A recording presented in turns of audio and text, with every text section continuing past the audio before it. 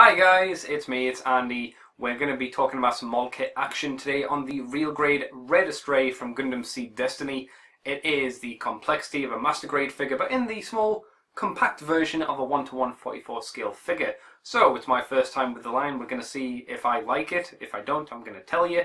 And guys, it's been a while, and you know what time it is? It's a Gundam! Oh yeah!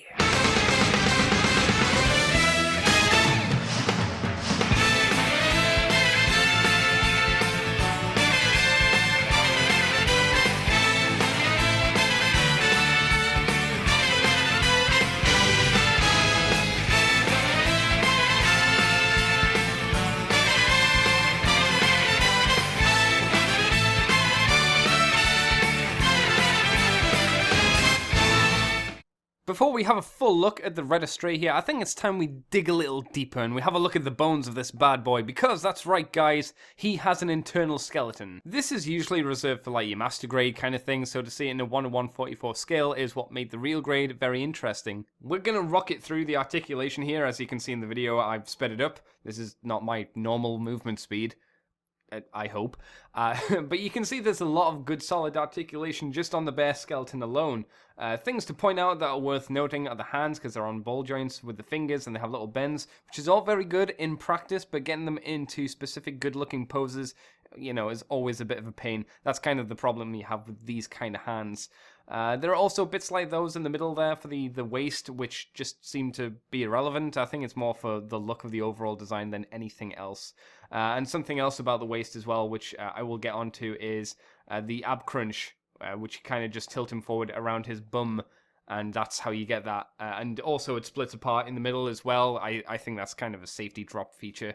And then you've got this kind of cool Mecha Live gimmick where you move the legs and other parts of the leg move as well. This obviously carries over when it's all armored up as well, but yeah, it's a neat little feature.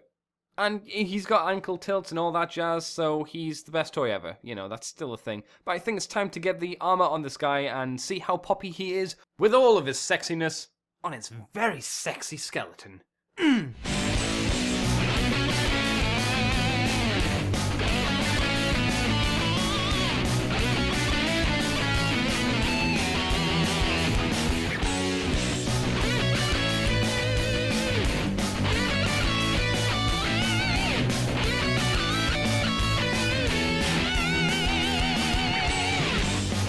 And when he's got all of his sexiness all on himself, he looks really good. He's real pretty. He is definitely a Japanese samurai-esque robot, which is good. That's kind of what I want. But if you want from your Gundams a big, explosive silhouette, this isn't the one for you. It's a lot more subdued in that regards. But the detail on this guy is really nice. All of the red, all of the white are all kind of separate parts. They're not stickers, which is, again, really good and really top-notch. The only stickers you really do get are for the head.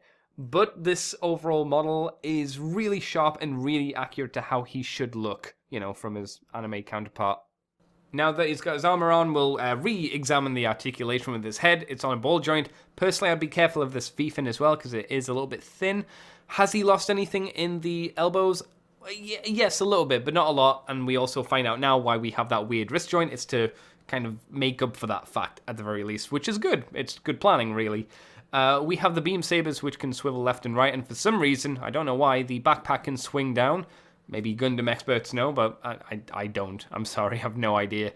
Other changes are, well, not changes, but it's a lot more obvious now, the legs and their gimmick, as you can see it split apart and slide down. So that's pretty neat. It does have some problems, as all model kits do, especially like here with this piece coming off, which is annoying, but yeah, that's kind of what model kits do. And with this one in particular, I've noticed his split stance, he'll just kind of slide down. If you've put him in a dynamic pose, he will just slowly start to slide down, which is a bit of a shame, really, and he'll fall over and whatnot. Anyway, let's have a look at the other only feature of this model kit. And that feature is the fact that you can open up his cockpit here. So you just grab this part and pull it out, and hopefully it should come out. And that would be where your little pilot would go. Kind of master grady, so it's quite nice that it's there. Problem is, this little white piece will fall off of mine all the time when I do it. I think the best way to fix this is to glue it in, but it's a shame I have to go through that effort to do it, you know. But whatever, let's look at the shield first for the accessories, and we have the standard shield from Seed. It's nice in this kit that there's no stickers on it, it is just all plastic, makes it look really nice and poppy, apart from on the back, which is just white. If you've got detail work that you can do, be nice to do it here, just to bring out all the extra molded detail. We have this joint, which is on a ball joint, so you can swivel the shield round. Got that part, which allows it to go on the arm, and this for the hand, so he can hold it as you do. So, how do you put it onto the Gundam? So all you do is you plug it into the back of one of the arms, or the other arm, they both have the ports for it, and then you get his hand and put his hand on the handle. So, I mean, I'm not going to do it here because it's really faffy, but you get the idea. And next up we have the sexy katana. Ooh, it is nice. It's got a sheath as well, which is always a plus. I like my swords in sheaths. Again, it's got a lot of nice detail. My only real issue is this gold plastic. It looks a bit cruddy and cheap. It's not going to break, but it just doesn't look very nice. It's nice, again, that the handle is, again, all separate pieces in colours, and the blade itself looks good. It's all chromed, so it's reflecting all the dark colours of my thing here. But even the tang's got some detail on it, which I'll show a picture of about now. It's good. It's really nice little sword, and in the hand, he looks really badass holding it, so that's always a plus. Oh, and the pegs on the side of the sheath allow you to peg this onto the robot itself. And here is the piece that I mentioned that comes off quite a bit, because when you peg this in and you try and pull it off, sometimes it will come away with it. It can move up and down, and it looks a little bit unnatural here, I find. It's a little bit too low down, but luckily they give you a piece to kind of bring it up to where the waist would be, which is this piece here. It's a simple matter of just, you know, hooking it over that piece of the waist armor, and there you go. It does limit the articulation a little bit, but not a huge amount, really. And then you can pop the sword on here. It still doesn't look perfect because his arm then gets in the way of it, but for where a katana should be, for me, I think it's a lot more natural. I'm just too lazy to do it most of the time. It's also got some Gundam beam saber handles on his backpack here, which you can pull off and look at, but we've got some better ones as well, which are these ones. And the main difference on these is they've got a little peg on the inside of them, like this, and they allow you to basically peg these into the hand so they don't shake about, and he can hold them a lot better. And what do those hands look like? Look like these. These are the Holy Things hands, and as you can see in the inside of the palm, there's a hole. That's where you put the beam saber handle. They look nice. The only difference for these hands are really they don't have the white fingers, and I'm okay with that. Of course, you might actually be bothered by this, but I'll give you the example why I prefer the other hands. We've got the katana here. I'll try and put it in his hands, and then I'll show you the difference. So just getting it in the hand itself is just a bit faffy and fiddly, because you got to get the hands and fingers to look like it's naturally holding the sword, which isn't... I mean, there you go. I mean, that's kind of right, but then it all shakes in the hand. It just doesn't work as well. I'll take this hand off and switch it around with the Holy Things hand, and you'll see how well the katana's held. So, blap in there, and then we'll shake him like a baby, and it's fine, doesn't move at all.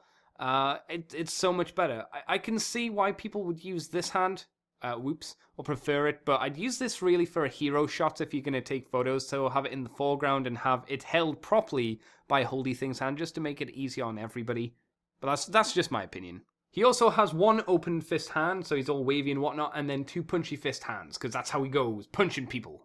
He's got a beam rifle as well, because of course he does. It's worth mentioning the handle moves, because once again, they always seem to. And on the other side here, he has two little pegs. One's to be held by the hand, which is this one, and the other one I'll talk about in a moment. So obviously he has one gun-holdy hand, but only the one, and only the one open hand, which is a bit of a shame. But there you go, that's kind of always been a Gundam thing. This port on the back is for the peg on the gun, and you can slap it in there, and the Gundam can now have it on his booty. I would usually put this on last, as mine usually falls off, but it's not here, because haha, of course not.